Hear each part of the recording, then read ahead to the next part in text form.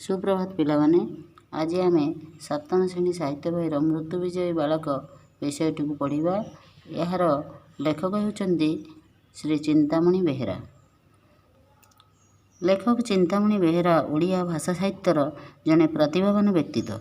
से थिले एकाधार जड़े सफल प्राबंधिक, कवि, समालोचक और भाषाविद। जड़े उच्चकोटीर अध्यापक भाव शिक्षाविद मानक मध्य तांकर सुख्याति रही।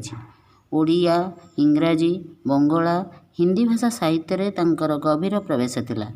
तांकर ज्ञान और अभिज्ञता को नहीं बहु पुस्तक रचना करिसेंती। संबलपुर प्रकाशित मेहर प्रदीप और ओडिशा सरकार द्वारा प्रकाशित शिशुलेखार संपादक भाव में कार्य करथिले। से जड़े उच्चकोटीर कवि भाव में ओडिया साहित्य जगत रे परिचित। श्वेतपद्म, स्वस्तिका, नूतन स्वाक्षर, नीललोहित प्रभृति कविता ग्रंथ तांकर कृति।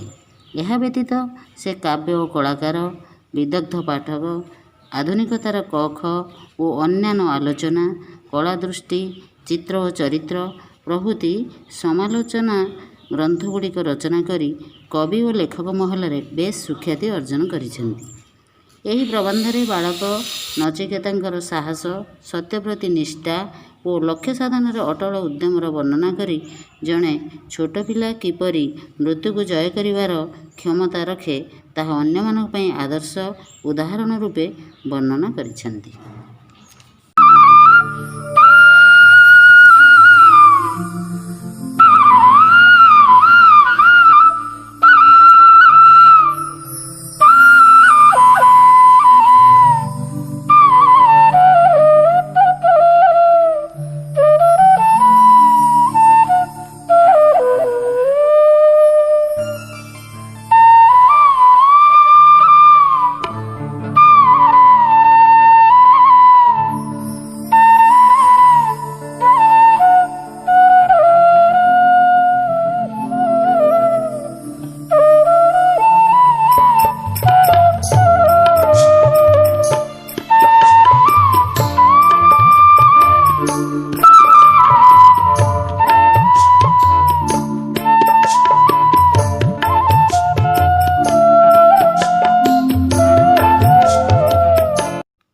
पिलामाने तुम गप शुणा भल पाओ।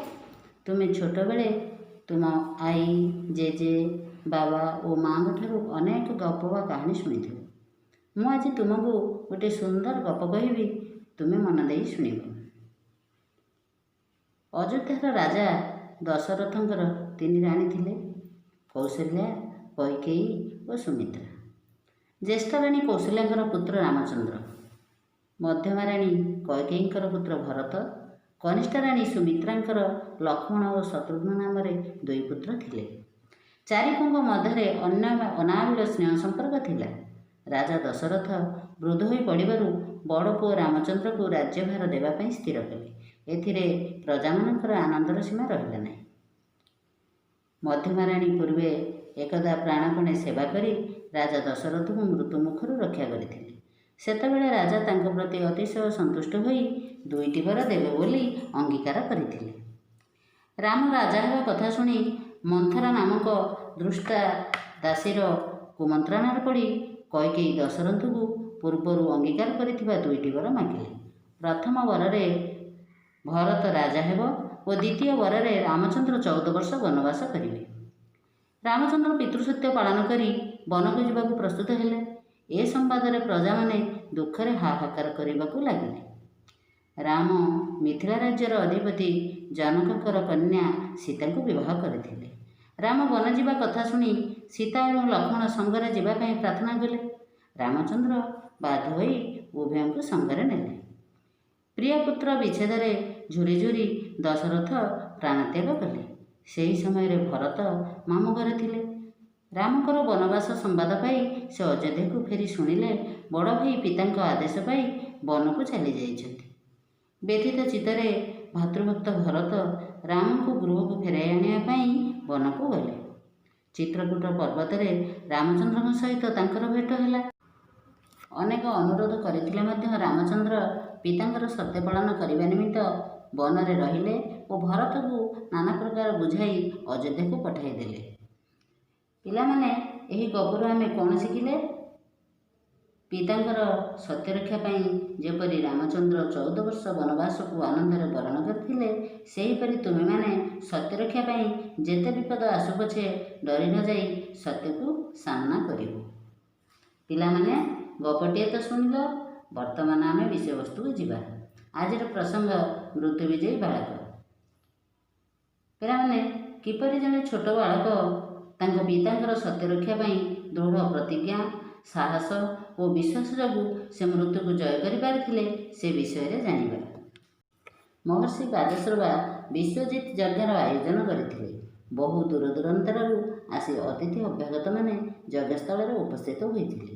ଏହି ଯଜ୍ଞ ଚାଲିଥିବା ସମୟରେ ମହର୍ଷି ଅତିଥିମାନଙ୍କୁ ନିଜ ହାତରେ ଭୂମି, ଧେନୁ ଓ ସୁବର୍ଣ୍ଣ ଦାନ କରୁଥିଲେ। ଏହି ଯଜ୍ଞର ନିୟମ ବଡ଼ କଠୋର ଥିଲା, କାରଣ ଯଜ୍ଞର ନିୟମ ହେଉଛି ଯେ ଯଜ୍ଞକର୍ତ୍ତା ନିଜର ସର୍ବସ୍ୱ ଦାନ କରିବେ। ଅଭ୍ୟାଗତମାନେ ଦାନ ଦକ୍ଷିଣା ଗ୍ରହଣ କରି ଯଜ୍ଞକର୍ତ୍ତାକୁ ଯଜ୍ଞଫଳ ଲାଭ କରିବାର ଆଶୀର୍ବାଦ ପ୍ରଦାନ କରି ପ୍ରତ୍ୟାଗମନ କରୁଥିଲେ। ଯଜ୍ଞ ପ୍ରାୟ ଶେଷ ହେବାକୁ ଯାଉଥିବା ବେଳେ ଋଷି ବାଜଶ୍ରବା କେତେଗୁଡ଼ିଏ ଜୀର୍ଣ୍ଣଶୀର୍ଣ୍ଣ ଓ ରୁଗ୍ଣ ଗାଈମାନଙ୍କୁ ଆଣି ଅଭ୍ୟାଗତମାନଙ୍କୁ ଦାନ କରୁଥିଲେ। ପିତା ଏପରି ଅକର୍ମଣ୍ୟ ଓ ରୁଗ୍ଣ ଗାଈଗୁଡ଼ିକୁ ଦକ୍ଷିଣା ଦେଉଥିବା ଲକ୍ଷ୍ୟ କରି ଯଜ୍ଞକାର୍ଯ୍ୟ ସଫଳତା ହେବ ନାହିଁ ମନେକରି ନଚିକେତା ବିସ୍ମିତ ଓ ମର୍ମାହତ ହୋଇପଡ଼ିଥିଲେ। ସଙ୍ଗେ ସଙ୍ଗେ ସେ ପିତାଙ୍କୁ ପଚାରିଲେ ଯେ ସେ ତାଙ୍କୁ କାହାକୁ ଦାନ କରିଛନ୍ତି, କିନ୍ତୁ ପିତା ଯଜ୍ଞକାର୍ଯ୍ୟରେ ବ୍ୟସ୍ତ ରହି ଉତ୍ତର ଦେଇପାରିଲେ ନାହିଁ। ବାଳକ ନଚିକେତା ଅନୁଭବ କଲେ ଯେ ପିତାଙ୍କର ବିଶ୍ୱଜିତ ଯଜ୍ଞ ନିଶ୍ଚୟ ନିଷ୍ଫଳ ହେବ, କାରଣ ସ୍ନେହର ମାୟାରେ ଅନ୍ଧ ହୋଇ ସେ ନିଜ ପୁତ୍ରକୁ ଅପରକୁ ଦାନ କରିବାକୁ କୁଣ୍ଠାବୋଧ କରୁଛନ୍ତି। ତେଣୁ ସେ ପୁନର୍ବାର ପିତାଙ୍କ ନିକଟକୁ ଯାଇ କହିଲେ, ବାପା, ବିଶ୍ୱଜିତ ଯଜ୍ଞର ଫଳ ପାଇବାକୁ ଇଚ୍ଛା ଥିଲେ ମୋତେ ମଧ୍ୟ ଅନ୍ୟକୁ ଦାନ କରନ୍ତୁ। କୁହନ୍ତୁ, ମୋତେ କାହାକୁ ଦାନ କଲେ? ଋଷି ବାଜଶ୍ରବା ଏଥର ଅତ୍ୟନ୍ତ ବିରକ୍ତି ହୋଇ କହିଲେ, ହଁ, ତୋତେ ଯମକୁ ଦାନ କଲି। ନଚିକେତା ଘରୁ ବାହାରିଲେ ଯମପୁରକୁ। ପୁଅକୁ ଘରୁ ବାହାରି ଯାଉଥିବାର ଦେଖି ସେ ପ୍ରଶ୍ନ କରନ୍ତେ ନଚିକେତା ଯମ ନିକଟକୁ ଯାଉଛନ୍ତି ବୋଲି ଜଣାଇଦେଲେ। ଋଷିଙ୍କର ନିଜ କହିବା କଥା ମନେ ପଡ଼ିଗଲା। ସେ ସ୍ନେହରେ କହିଲେ, ପୁତ୍ର, ତାହା ମୋର ଅନ୍ତରର କଥା ନୁହେଁ। ମୁଁ ବିରକ୍ତି ହୋଇ ସେଭଳି କହିଦେଇଥିଲି ସିନା। ଏହି କଥା ଶୁଣି ନଚିକେତା କହିଲେ, ଆପଣ ବିଜ୍ଞ ହୋଇ ନିଜର ସତ୍ୟରକ୍ଷା କରିବାକୁ କୁଣ୍ଠା ପ୍ରକାଶ କରନ୍ତୁ ନାହିଁ। ପୁଣି ସବୁ ସମ୍ପତ୍ତିଠାରୁ ଆପଣ ମୋତେ ଅଧିକ ପ୍ରିୟ ବୋଲି ମନେ କରନ୍ତି। ତେଣୁ ମୁଁ ଆପଣଙ୍କର ଶ୍ରେଷ୍ଠ ଧନ। ମୋତେ ଦାନ ନ କଲେ ବିଶ୍ୱଜିତ ଯଜ୍ଞ ଅପୂର୍ଣ୍ଣ ରହିବ। ଋଷି ପୁତ୍ରର ମନୋଭାବକୁ ବୁଝିପାରିଲେ। ବାଳକ ହେଲେ ମଧ୍ୟ ପୁତ୍ର ଅପୂର୍ବ ସାହସ ଓ ସତ୍ୟନିଷ୍ଠା ଦେଖି ଋଷିଙ୍କ ମନରେ ଟିକିଏ ଗର୍ବ ହେଲା। ପୁଣି ସ୍ନେହରେ ପୁତ୍ରକୁ ଯମକୁ ଦେବାର ଚିନ୍ତାରେ ଦୁଃଖ ମଧ୍ୟ କଲେ। କଠୋର ସତ୍ୟରକ୍ଷା ପାଇଁ ଋଷି ବାଧ୍ୟ ହୋଇ ନଚିକେତାଙ୍କୁ ବିଦାୟ ଦେଲେ। ପିଲାମାନେ, ଆଜି ପାଇଁ ଏତିକି। ପରବର୍ତ୍ତୀ ଅଧ୍ୟାୟରେ ଏହାର ଅବଶିଷ୍ଟାଂଶକୁ ଜାଣିବା। ଧନ୍ୟବାଦ।